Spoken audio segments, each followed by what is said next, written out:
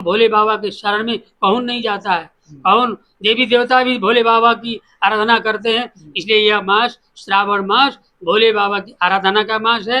इस मास में अधिक से अधिक पूजा करें, अभिषेक अधिक से अधिक अभिषेक करें, पार्थिवार्चन करें, बिल्वपत्र चढ़ाएं, मदार का फूल चढ़ाएं, भांग धतूर चढ़ाएं। महाराज जी, सावन का पवित्र माह चल रहा है। ऐसा बताया जाता है कि भोलेनाथ प्रथम से लेके अंत तक एकदम साक्षात भगवान अपने भक्तों को आशीर्वाद देने के लिए तैयार है, ऐसा बताया जाता है, हम लोगों ने सुना है।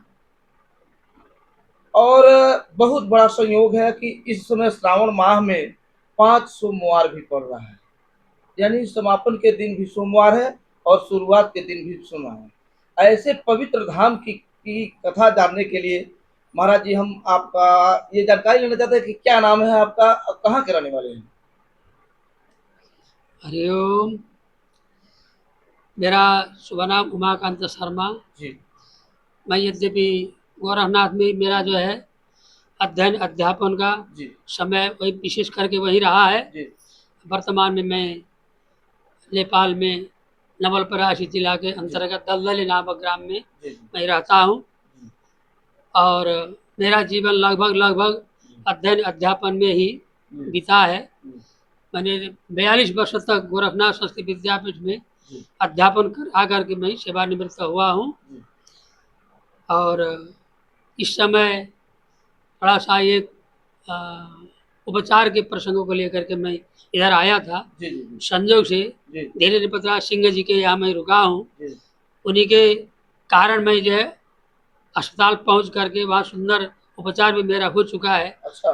फिर भी मेरा होना है, उसके लिए मैं फिर भी जाने की में हूँ।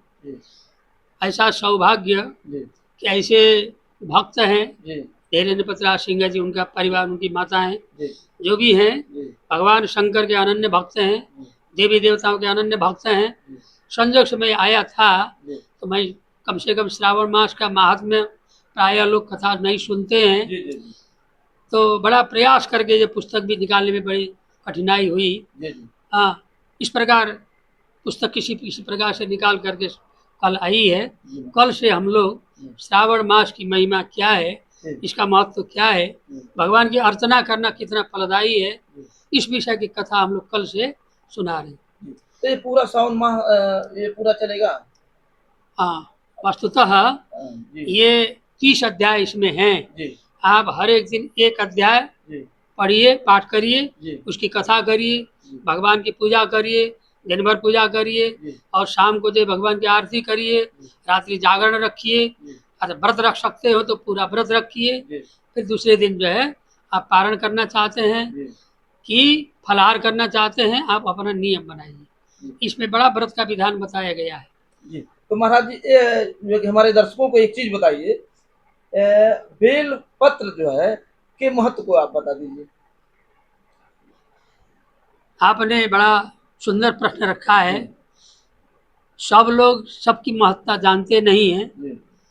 वास्तव में भगवान शंकर के लिए जितने प्रिय वस्तु हैं, प्रिय पुष्प हैं, चाहे पत्र हैं, उनमें से सबसे महत्वपूर्ण भगवान शंकर को बिल्व पत्र है।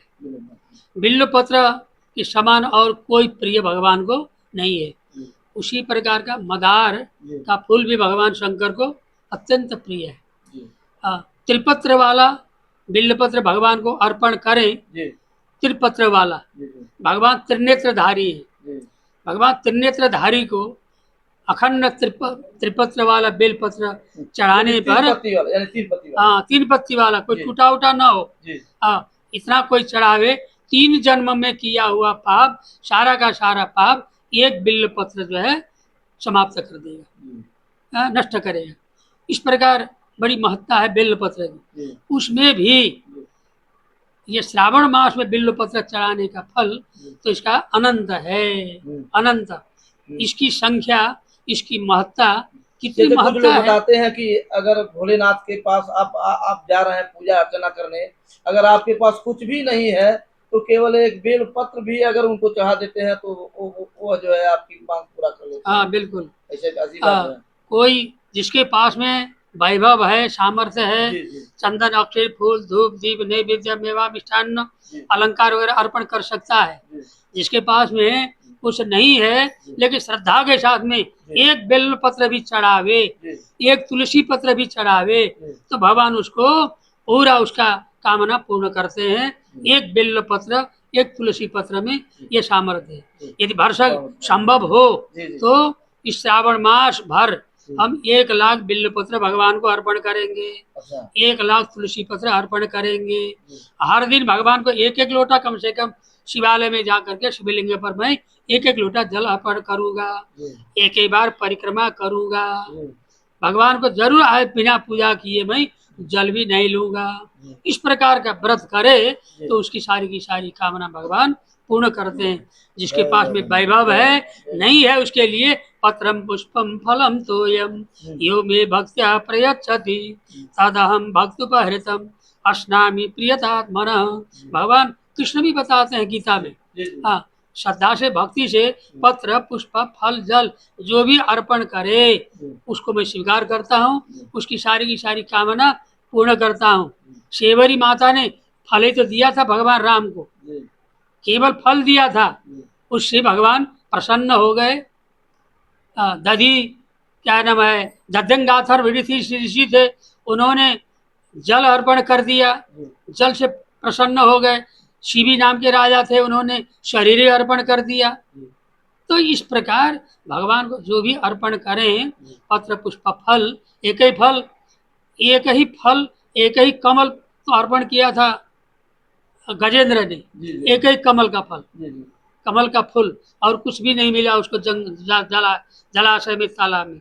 एक ही देखा कि जब ग्राह खींच रहा था, मरणासन्न की स्थिति थी, कोई मुझे बचाने वाला नहीं है, मैं भगवान को क्या अर्पण करूं, सोचा तो एक कमल का फूल मिल गया। एक ही फूल भगवान को अर्पण कर लिया और भगवान खुश हो गए। भगवान शंकर भी खुश हो जाते हैं। स्वयं भगवान कृष्ण ने भगवान भोले बाबा की आराधना किया है। स्वयं कृष्ण भगवान संतान प्राप्ति के लिए भोले बाबा के शरण में गए। जब भोले बाबा के शरण में जब शंकर क्या कैलाश पति महादेव के शरण में गए, तपस्या कहाँ किया? मानव सरोवर में। मानव सरोवर में जाकर के जब भगवान कृष्ण ने तपस्या किया, करते करते करते करते मासों व्यतीत हो गए, भगवान का दर्शन नहीं पाए। अंत में उन्होंने अब मैं 1000 कमल पुष्प से भगवान की पूजा करूंगा। 1000 कमल पुष्प गिन गिन करके उन्होंने रखा और शिव सहस्त्र नाम से एक एक फूल चढ़ाते गए, एक नाम बच गया, फूल खत्म, एक फूल की कमी हो गई। अब मैं क्या करूं? कभी भी पूजा में उठ करके जाना एक खंडित हो जाता है, पूजा खंडित हो जाता है। मेरी पूजा तो खंडित हो गया, एक फूल कम हो गया, कहाँ जाकर ले आऊं? गिन गिन करके रखा था, कहाँ चला गया, क्या हो गया, कैसे गलती हो गई? बड़ी चिंता में थे भगवान कृष्ण। अब पूजा खंडित ना हो लेकिन भगवान की पूजा मैं पूर्ण करूंगा, ऐसा मन में भाव आया। तो मैं क्या करूं, कैसे पूजा करूं, एक फूल कहाँ से ले आऊं? हाँ, मुझे याद आ गई बात। मुझे लोग क्या कहते हैं? मुझे कमल नयन कहते हैं।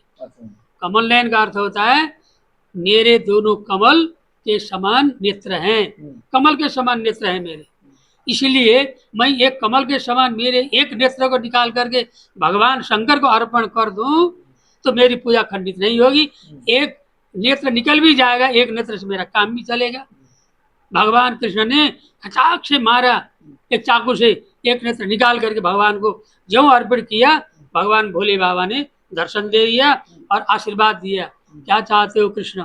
सारे संसार के स्वामी हो आप, आपको क्या कमी पड़ गई है? मैं क्या दूं आपको वरदान में?